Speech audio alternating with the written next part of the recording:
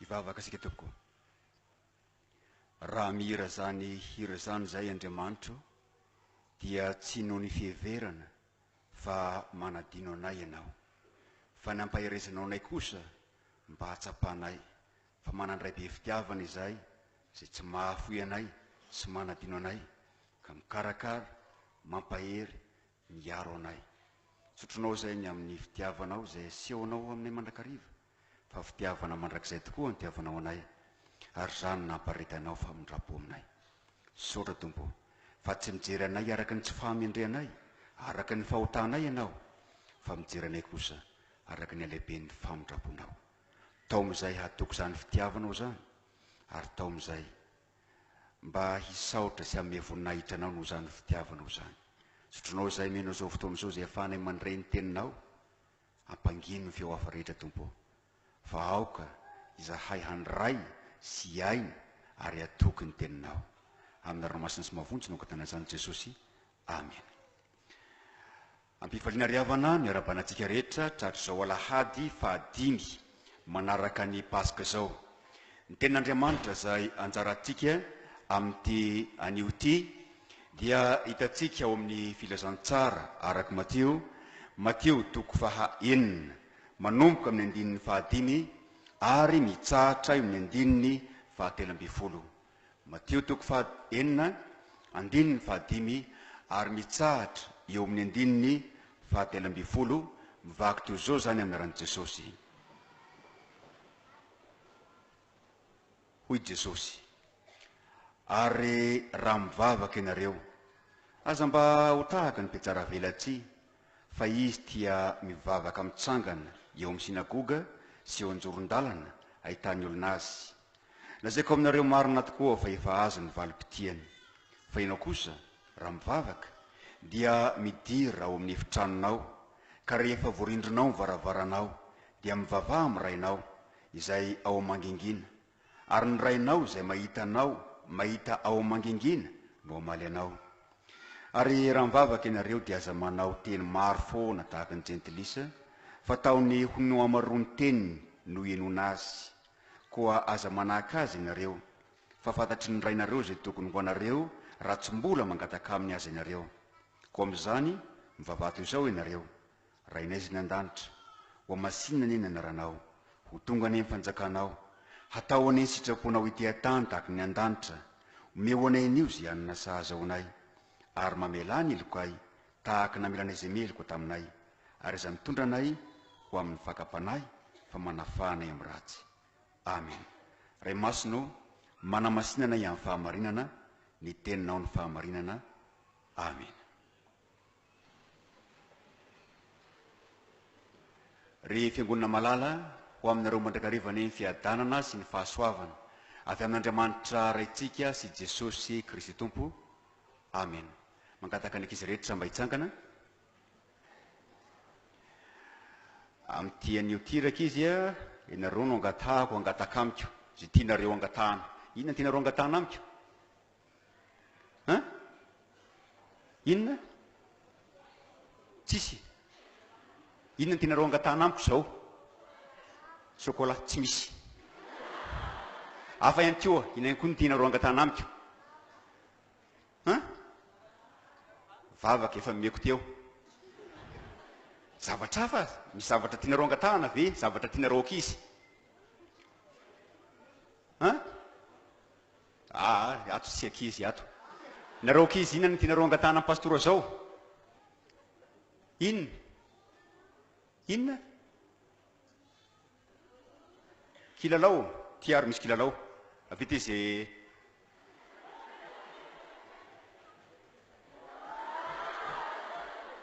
inona koa ny tianareo angatahana amin'ny pastora? Zay ahinareo fa mety hisy aty amin'ny pastora teny amin'ny daholo. Inona koa? Tsy mahame baiboly pastora. Tsisy akoatr'izay ve angatanareo? Inona? Bonbon, tsisy bonbon aty. Vola, zay tonga aty voalohany ary mahazo vola.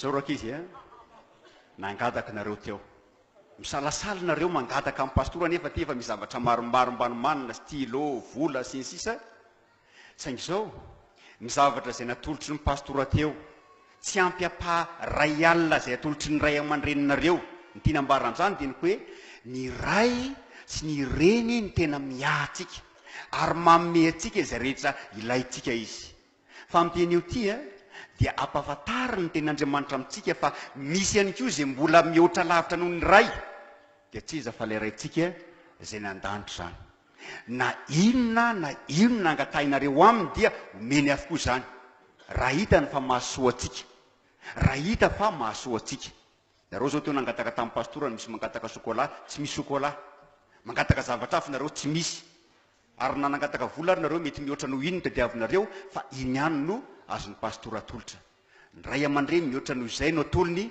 fa mihoatra lavitra noho izay atolotry ny ray aman-dreny no atolotr'Andriamanitra raintsika ny anjarantsika dia matoky azy matoky an'Andriamanitra satria raintsika izy ino atsika Andriamanitra raintsika Andriamanitra ny andraikitry ny ray raka izy dia mikarakara ny zanany manome azy rehetra ilainy manome azy rehetra mahasoa azy noho izany dia aoka ianareo tsy salasala hangataka amin'Andriamanitra satria rainareo izy nanomboka teo am'batisa ianareo dia zanak'Andriamanitra iny ianareo nanomboka teo am'batisa zanak'Andriamanitra ianareo teo am'batisa ary raha zanaka dia tokony tsy salasala hangataka aminy satria mananjo hangataka ianareo amin'ny maharainareo azy ny tsara-mariana rehefa mangataka amin'Andriamanitra sika dia angatahina amin'ny anaran'i Jesosy zany amin'ny anaran'izy amin'ny anaran'i Jesosy satria Jesosy ny soloeloko atsika ary Jesosy ihany koa no mivavaka ao atsika ka ty misy ten'Andriamanitra zay angatahako mba ataonareo tsenjery androany ary iainareo tokoa hoy Jesosy na inona angatahinareo amin'ny ray dia homeny anareo amin'ny anarako zany averina kely isa 2 na inona angatahinareo amin'ny ray dia homeny anareo amin'ny anarako zany averina kely isa 2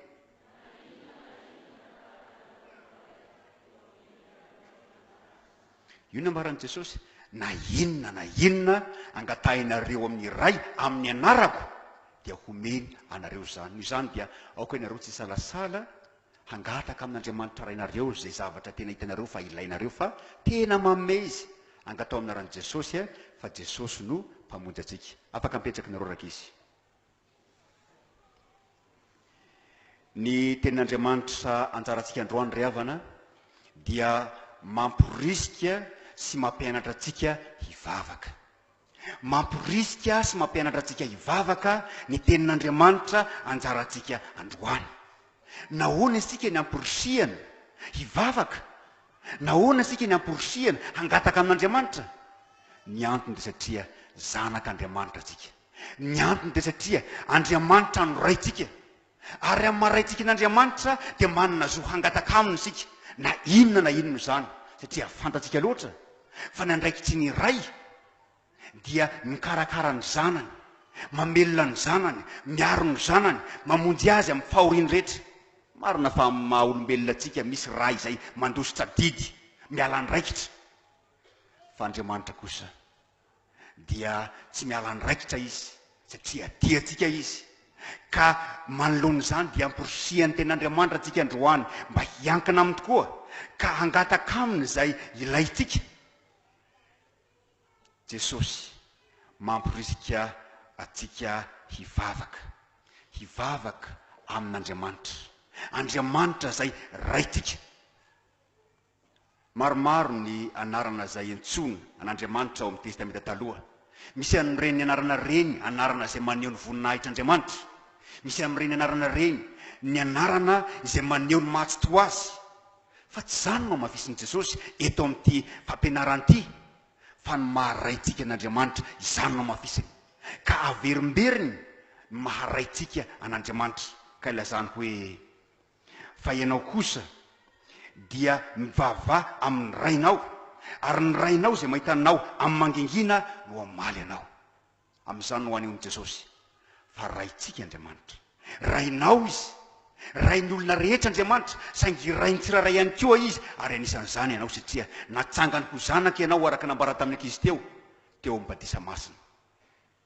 Jesosy mitaona antsika mba hivavaka satria manany ray isika, ray be fitiavana izay niahy fiainantsika manontolo, ary ray ihany koa mahefa ny zavatra rehetra.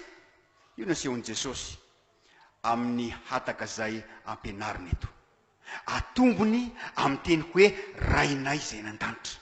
Amin'izany koa Lotera no ampirisihan'Andriamanitra antsika ampitiavana mba iny tokoa fa izy no raintsika ary sika dia zanany, ka natoky raha mangataka aminy toy ny zanaka raha mila zavatra amin'ny ray aman-dreny malalany.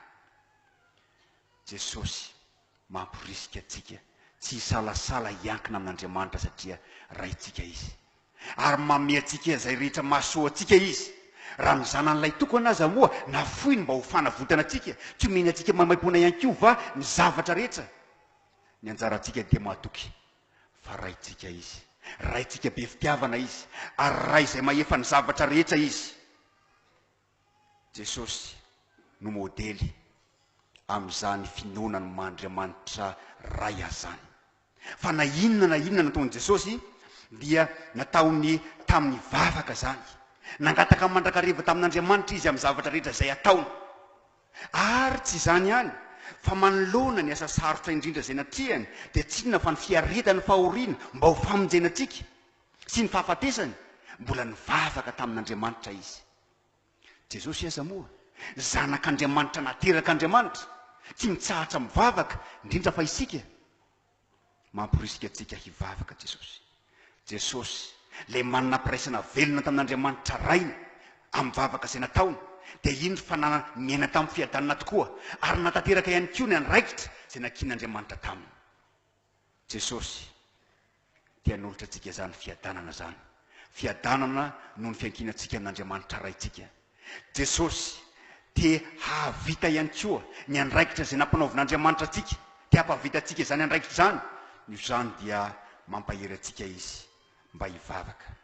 Tsy mampirisika antsika hivavaka ihany anefa Jesosy, fa mampianatra antsika ihany koa izy hivavaka. Mampianatra antsika ihany koa Jesosy hivavaka, mampianatra antsika hivavaka izy satria tsy haintsika ny mivavaka.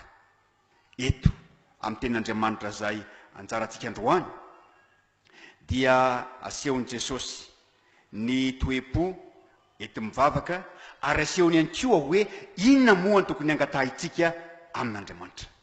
Sady asehon'i Jesosy ny toe-po ety mivavaka no ihany koa asehony hoe inona moa no tokony angatahintsika amin'Andriamanitra rehefa mivavaka. Ny toe-po izay entina mivavaka dia tsy inona fa ny toe-po izay mikatsaka tokoa an'Andriamanitra, toe-po izay mangetahita tokoa ny zavatra izay irina, ary mahatoky fa Andriamanitra afaka manome izany. Io nambaran'ny teny izay nivakiana tamintsika tamin'ny testamenta taloha, ka nilazan'Andriamanitra hoe ary antso ahy ianareo ka andeha sy hivavaka amiko, dia hiaino anareo aho, ary hitady ahy ianareo, dia ho hitanareo aho raha ka-tsainareo amin'ny fonareo rehetra. Hitady ahy ianareo hoy Andriamanitra, ary ho hitanareo aho, hiaino anareo aho raha ka-tsainareo amin'ny fonareo rehetra. Misy ve ny olona tsy mikatsaka tokoa amin'ny fony an'Andriamanitra? Misy ve ny olona tsy mikatsaka tokoa izay zavatra tadiavina amin'Andriamanitra mivavaka izay ataony? Eny ny valiny. Ary izay nambaran'i Jesosy amin'ny filazantsara izay anjarantsika amin'ny teny io ty, fa misy manao vavaka izay mila dera amin'ny hafa, satria miaino ny hafa ny fahaizany mivavaka, izany no zava-dehibe ho azy. Ny tany hafa fa izy dia mivavaka tokoa, izany no zava-dehibe ho azy. Teo amin'ny Jiosy dia nisy ny fivavahana matetika intelo ao anatin'ny ray andro, zany hoe misy ora raikitra, misy taona raikitra izay vavahana, ary manoloana izany dia misy mikatsaka dera amin'ny hafa, ka tekendreny tsara mba hoeny anjoron-dalana izay mifanandrify amin'ny mason'ny olona izy amin'ny fotoana izay tokony hivavahana, mba ho hitan'ny olona fa tena mivavaka tokoa. Ary toraka izany koa ny sasany rehefa tonga amin'ny sinagoga na ao amin'ny tempoly, ataony izay hitan'ny olona fa tena mivavaka tokoa izy. Dia hoy Jesosy hoe efa azony saja ireny dia tsinona fa nidera amin'ny olona fankalazana avy amin'ny olona fa ny ambaran'i Jesosy dia isika hikatsaka tokoa ny tavan'Andriamanitra, isika hangitahita tokoa ny fidirin'Andriamanitra eo amin'ny fiainantsika. Ary nampirisihana mandrakariva amin'ny kristianina hoe Andriamanitra anie amin'ny maraintsika azy tena miditra tsy prihany amin'ny fiainantsika rehetra izy, hatramin'ny kely indrindra ka hatramin'ny lehibe indrindra. Fa indraindray isika rehefa zavatra kely dia hoy isika hoe vitako io, ary rehefa goavana indray dia hoy isika hoe tsy vitan'Andriamanitra io. Fa hatramin'ny kely indrindra ka hatramin'ny lehibe indrindra dia azonao ankinina amin'Andriamanitra any, satria Andriamanitra tompon'ny zavatra rehetra izy, ary Andriamanitra mahefa ny zavatra rehetra. Ary tsy zany ihany fa asehon'i Jesosy ihany koa fa tsy ny fahaizana mandahateny, tsy ny fahaizana manao vavaka lava reny, tsy izany no mahatonga an'Andriamanitra heno antsika, fa ny vavaka amin'ny fo tokoa. Ka na dia fohy azy zany vavaka zany, henon'Andriamanitra any. Moatsy zany ve nambaran'i Jesosy tamin'ilay lehilahy anankiray sy tonga tao amin'ny tempoly, mahatsapa ny tsy fahamendriana izy, ka tsy nahavoaka afa-tsy vavaka tokana ihany, fizateny tokana ihany hoe Andriamanitra mamindrafo amin'ny mpanota. Dia hoy Jesosy hoe iny lehilahy iny mbola tsy niainga tany an-tranony akory dia efa nao amarininy, satria Andriamanitra mahita ny fiketsahany famelan-keliko. Andriamanitra mahita ihany koa fa tena mitady ny tavany tokoa Andriamanitra ilay lehilahy. Noho izany dia nahazo valim-bavaka izy manoloana izany. Honenao manoloana an'ireo olona sahirana izay manatona ao amin'ny Brown Pastora indraindray. Saingy misy fotoana mampangatsiaka lay fo izay te hanome ny famoronan'ny olona tantara atsangatsy aman'orona ary indraindray lava be mba azahoany vola. Dia hoe amin'ny mantsiazo hoe tsy tokony ataonao lava be ny zavatra ambaranao, fa tokony fitinanao ihany, satria rehefa vonina hanome aho dia manome anao, satria fantatro fa sahirana ianao. Tahaka ny zanatsika, rehefa mangataka zavatra amintsika ny zanatsika, tsy manao tantara lava be izy, fa zay tena iriny tokoa no ambarany amintsika, ary manome ny ray aman-dreny malono izany rehefa fantany fa mahasoa anjanany izany. Torako izany koa Andriamanitra raintsika, tsy mila tantara lava be izy, fa ny angatahany dia fo matoky azy, ny angatahany dia isika tena miankina aminy tokoa, ka amin'ny fotsika no angatahantsika izay irintsika amin'Andriamanitra. Io nambaran'i Jesosy ny aminy hoe ianao rehefa mivavaka dia midiro amin'ny efitranonao, koa rehefa voarindronao ny varavaranao dia mivavaha amin'ny rainao izay ao amin'ny mangingina, ary ny rainao izay mahitanao amin'ny mangingina no amaly anao. Hay ve hitan'Andriamanitra ny vavaka ren'Andriamanitra, ny vavaka izay ataontsika na dia ao amin'ny mangingina aza. Tena mampirisika ny kristianina tsirairay avy ny ten'Andriamanitra anjarantsika androany mba azo ity vavaka. Iara hivavaka amin'ny kristianina rehetra dia ampiangonana araka ny ten'Andriamanitra hoe aza mahafoy ny fiarahana roa mivavaka. Saingy mampirisika antsika ihany koa izao ten'Andriamanitra izao mba azo ity vavaka ao amin'ny efitrano mangingina. Fa Andriamanitra izay mahita ny takona, mahita ny ao am-po, ambaran'i Jesosy hoe ny rainao izay mahitanao amin'ny mangingina dia amaly anao ao amin'ny mangingina. Ny anjarantsika dia manana fo matoky an'Andriamanitra. Ny anjarantsika dia manankina ny fiainantsika manontolo aminy, fa tsy ankinantsika amin'ny zavatra hafa na ankinantsika ihany koa amin'ny heriny tenantsika. Tsy ny toe-po izay tena mivavaka ihany no ambaran'i Jesosy amin'ity fampianarana izay ataony ity, fa asehony ihany koa izay tokony angatahiny amin'Andriamanitra. Asehony ihany koa izay tokony angatahiny amin'Andriamanitra.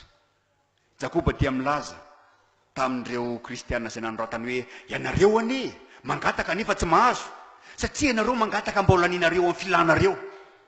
Tsy mamaly Andriamanitra manoloana izany. Manoloana izany dia mampianatra antsika Jesosy hoe zao avy ny tokony angatahintsika amin'Andriamanitra. Voalohany dia asehon'i Jesosy fa niaizantsika manome voninahitra n'Andriamanitra, niaizantsika mankalaza n'Andriamanitra amin'ny fanamasinantsika ny anarany. Izany no tokony angatahintsika voalohany indrindra. Ho amasinina ny anaranao. Andriamanitra, amin'ny Andriamanitra be voninahitra azy, dia mendrika ho azy izany fankalazana izany, mendrika ho azy ny fanamasinana ny anarany. Saingy tsy izany ihany, fa ny amin'izay rehetra nataony tamintsika dia mendrika ho azy no memboninahitra mandrakariva ny anamasinana ny anarany. Misy mpanompon'Andriamanitra anankiray, isaka ny mivavaka izy dia hoy izy hoe Andriamanitra, taterao zany raha toka amezana voninahitra ny anaranao. Misy zavatra zay angatahina an'Andriamanitra dia hoy izy hoe Andriamanitro taterao zany raha toka amezana voninahitra ny anaranao. Misy olona marary dia mangataka amin'Andriamanitra izy, sy trano izy raha toka amezana voninahitra ny anaranao. Misy olona mangata-bavaka aminy, miteny izy, Andriamanitro taio mbo tanteraka zany fikasana zany raha toka amezana voninahitra ny anaranao. Move ny zavatra zay angatahintsika mba fiketsahana ny voninahitr'Andriamanitra sa fiketsahana ny tombotsoan'ny tenantsika zay nirairay tsy amezana voninahitra an'Andriamanitra. Fa amin'teny Jesosy dia amitaonantsika mba hangataka amin'Andriamanitra mba hanamasina mandrakariva ny anarantsika. Ary io nambaran'ny Lotera hoe tanteraka zany raha toa ka ampianarina madio araka ny soratra masina ny ten'Andriamanitra. Ary raha isika ihany koa manaraka ny teny amin'ny fitondran-tena masina arak'izay mamendrika ny zanak'Andriamanitra. Tsy ny angatahitsy, tsy izany ihany no angatahintsika amin'Andriamanitra, fa mangataka amin'ny ihany koa tsika miarovana antsika mba hitoerantsika mandrakariva ao amin'ny fanjakana. Efa tafiditra ao amin'ny fanjakan'Andriamanitra aho, ary efa tafiditra ao amin'ny fanjakan'Andriamanitra ihany koa ianao, nanomboka teo amin'ny batisa na teo amin'ny batemy. Saingy izao ilay ratsy dia te-handrivotra antsika hiala ao amin'izany fanjakan'Andriamanitra zany. Manoloana izany dia mila mangataka amin'Andriamanitra tsika hoe atahio Andriamanitra, arovy aho mba hitoetra mandrakariva ao amin'ny fanjakanao. Ka dia hoy ny Tompo hoe ho tonga ny fanjakanao. Kanefa tsy vavaka ao antsika ihany zany, fa vavaka ho an'ny hafa ihany koa, satria eto Jesosy dia tsy miteny hoe raiko izay ny an-danitra, fa rainay izay ny an-danitra. Amin'izany tokony hatsarovatsika fa misy ihany koa ny namantsika izay mila vavaka, mila fampahirezana ary mila fiarovana ihany koa. Mila vavaka izy ireo mba ho tafiditra amin'ny fanjakan'Andriamanitra. Mila vavaka izy ireo mba ho rovan'Andriamanitra ka tsy hiala amin'izany fanjakan'Andriamanitra zany. Eto ihany koa dia ambaran'i Jesosy fa Andriamanitra ny miahy fiainantsika manontolo, tsy ara-panahy ihany fa miahy ihany koa ny tenantsika Andriamanitra. Ary io mahatonga an'i Jesosy sy milaza amin'ny mpianatra sy amintsika ihany koa ankehitriny hoe omeo anay anio zay hanina sahaza ao anay. Andriamanitra tompoko tena miahy antsika izy, ary io nambarany amin'ny teniny hoe ary ny zanako sy ny asan'ny tanako dia aoka ho ditiko ihany. Indraindray ny olona dia manilika an'Andriamanitra amin'ny fiainany andavanandro, ka rehefa misy zavatsarotra zay atrehany dia adinony fa Andriamanitra ny miahy fiainany manontolo. Lotera dia manambara fa ny hoe anina sahaza dia mahakasika ny zavatsoa rehetra zay ilaitsika amin'ity fiainana ity. Tsy inona zany fa ny anina, fitafiana, trano, tany ambolena, biby ompiana, vola, fananana, vady aman-janaka tsara fanahy, mpanompo mahatoky, tompo malemy fanahy, mpanapaka endry tsara fanahy. Tena mila angatahana amin'Andriamanitra zany. Fa ndraindray lay sakafo zay miditra ny vavantsika ihany no angatahantsika amin'Andriamanitra. Tanora zao, vitsy ny tanora zany hoe mangataka amin'Andriamanitra hoe ahazo vady aman-janaka tsara fanahy. Inona ny vokany? Mahazo ratsy fanahy izy. Ary rehefa mahazo le ratsy fanahy avy eo izay vao mangataka hoe Andriamanitra ahoana fomba ilako amin'izy ity. Tena mila mangataka amin'Andriamanitra tsika isan'andro isan'andro, satria raitsika izy ary mamehtsika zay rehetra iritsika, mamehtsika zay rehetra ilaitsika. Saingy tsy ny hanina sahaza ihany ny tokony angatahintsika amin'Andriamanitra, fa ny ainatsika amin'ny mahazanak'Andriamanitra tsika. Isan'ny fiainana mahazanak'Andriamanitra ny fiainantsika amin'ny finoana sy ny fahatokina azy araka nambarateo. Fa isan'ny fiainantsika amin'ny mahazanak'Andriamanitra ihany koa ny fiainantsika amin'ny fitiavana. Ilay Andriamanitra dia mamela ny helotsika, ary tokony angatahintsika amin'Andriamanitra isan'andro isan'andro zany famelan-keloka zany. Io nambaran'i Jesosy eto. Misy fiangonana tsy manenjika fiangonana tsika, tsy manaratsy fiangonana tsika, fa misy ny mpitoro tenin'Andriamanitra tsy mba mitaona ny kristianina ho aminy izy mba hangataka famelan-keloka amin'Andriamanitra. Fa ny zavatry ny tany io no anteriny mandrakariva. Tonga afaty aminay fa azo vola ianao, tonga afaty aminay fa azo fahasitranana ianao, tonga afaty aminay fa azo vady ianao, haniny sasany ka manarina ny vady ao tranony ary. Fa ny tokony angatahintsika amin'Andriamanitra dia ny famelan-keloka. Saingy ilay Andriamanitra zay mamela ny helotsika dia mitaona antsika ihany koa hamela ny heloko ny hafa, zany hoe hiaina amin'ny fitiavana, hiaina amin'ny fitiavana. raha misy milaza fa zanak'Andriamanitra izy kanefa tsy mena amin'ny fitiavana, zaza sara izy, zaza sara izy. Fa ilay Andriamanitra fitiavana dia nanome antsika ny fanahy masina zay mahatonga antsika hiaina zany fitiavana zany, ary zany fanahy masina zany mitaona antsika mba hahay amela heloka ny hafa. Amin'ny teny eo ty efa renao teo amin'ny alitara fa Andriamanitra rainao namela ny heloka ao, ary mbola mafisiny ihany koa zany rehefa anatina latabatra masina ianao ka lazany Jesosy hoe ity ny tenako zay menao anareo, ary ity ny rako zay latsako anareo, ho famelan-keloka. Raha tany saina eto ny fahotantsika, isanao ajanona tsy misy mahajanona, saingy ny fitiavan'Andriamanitra mandray atsika izy satria zanany malala antsika. Saingy ianao zay nahazo famelan-keloka kosa amporosian'Andriamanitra mba hiamela ny heloko ny namanao, ka dia hoy ny teny eto hoe mamela ny heloko ahy tahaka namelanay zay meloko taminay. Raha mbola tsy hainao tompoko ny mamela heloko, mangatà ny fanahy masina mba hoainao zany, fa zanak'Andriamanitra anao dia tokony hoainao zany mamela heloko zany, satria zany ny vokatra ny fanahy masina eo amintsika zay mino sy matoky an' Jesosy. Amin'ny teny ity ariavana, Jesosy mamporisika antsika hivavaka. Aoka ianao tsy salasala hivavaka amin'Andriamanitra, tsy amin'ny fotoana sasany ihany, tsy maraina sy atoandro sy hariva ihany, fa amin'ny fiainanao manontolo. Amin'izay nipetraka teo ambany teo dia hitako tsara ny olona zay mandalo eo, ary azoko jerena avy hatrany hoe manahoana ny fahasalaman'ny fifandraisan'izy ireo. Misy mandalo, misy mpifankaty ohatra tovolahy sy tovovavy miaraka eny, na lehilahy sy vehivavy, tsy mifampiteny tsy mifampivolana, toy hoe miady reny. Fa misy ny ray atrery ambony ery mandrapatonga ery ambany ery tsy mijanona mihitsy ny teny fampiresaka zareo, toy hoe salama ny fifandraisana. Manahoana ny fifandraisanao amin'Andriamanitra? Impiry ianao no mivavaka amin'Andriamanitra? Impiry ianao manankina ny fiainanao amin'Andriamanitra? Tatato Rakototsandry Daniel dia nilaza hoe ny kristianina marina dia mivavaka 500 ao anatin'ny ray andro. Iza moa no avita anisa hoe 500 mivavaka, fa ny teny ambara dia hoe tsy mitsahatra miresaka amin'Andriamanitra. Fa araka nambara ombeny rehefa salama amin'ny fifandraisantsika amin'Andriamanitra dia salama ihany koa tsika amin'ny fifandraisantsika amin'ny hafa. Rehefa matanjaka ny fifandraisantsika amin'Andriamanitra, matanjaka ihany koa tsika manoloana zava-tsarotra rehetra. Io zany aoka ianao tsy salasala hivavaka amin'Andriamanitra ilay rainao.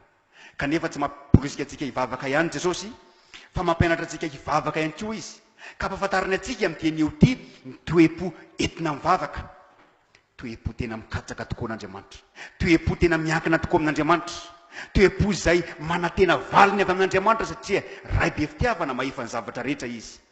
Kanefa mbaran'i Jesosy ihany koa ny zavatra izay tokony angatantsika amin'Andriamanitra dia tsinona fa ny fanjakana, famesam-boninahitra azy izay vao manaraka ny zavatra rehetra araka ny teny hoe katsao aloha ny fanjakan'Andriamanitra sy ny fahamarinany dia hanampy anareo ny zavatra rehetra. Fanahy masina ny ampahery antsika ka ahafahantsika mikatsaka mandrakariva zay mahasoa amin'Andriamanitra, indrindra fa ny fanahy masina izay mitaritalana sy mampianatra antsika. Voninahitra ny eko n'Andriamanitra resy anakary fanahy masina zay aza tantalo indrindra ka ho azo mandrakizay. Amen. Raisy ny fitahiana